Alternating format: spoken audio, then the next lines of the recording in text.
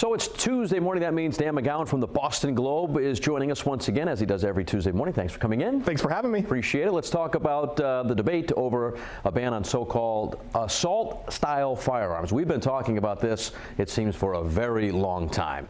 So where does this process stand as far as the state of Rhode Island is concerned? We got the State House, the House Judiciary Committee. There's hearings. There's always discussions. It seems like the can gets kicked down the road all the time. Where are we now? Yeah, I mean, you said it best. We've been talking about this for longer than this period, but if you really go back to Sandy Hook, I mean, more than a decade ago, essentially, and, you know, gradually you've seen in Rhode Island bills pass, whether it's, you know, ban on high-capacity magazines and various other bills over the years, but the big kind of the North Star for the gun advocates has always been an assault-style ban. Connecticut has one, Massachusetts has one. So this year it seems like there's been some momentum. The Senate president has been more open to it than in years past.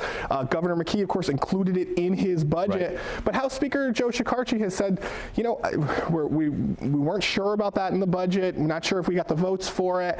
And so there is a lot of questions heading into this week when there's a big hearing on Wednesday. So, I mean, this is the time where you'll see activists from both sides of the issue giving their argument as to why it should be banned, why it shouldn't be banned. The State House will be active, but it always seems, Dan, like they have these discussions, but nothing ever changes.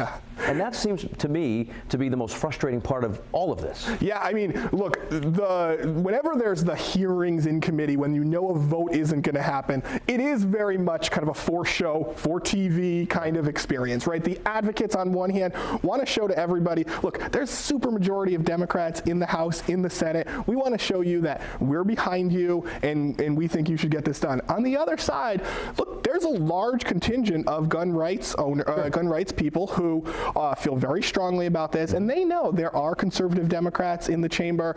They know in some of these, you know, rural districts in Rhode Island, they don't want to have to face you know, their constituents and voters when they're knocking doors, all those kind of things. You know, I think you're not going to see anything happen in terms of a vote this week, but it'll be that same kind of show. And then the question is, does this get pushed all the way into the end of the session, June, you know, some late May, or will House Speaker Joe Shekarchi bring it to a vote in quicker fashion?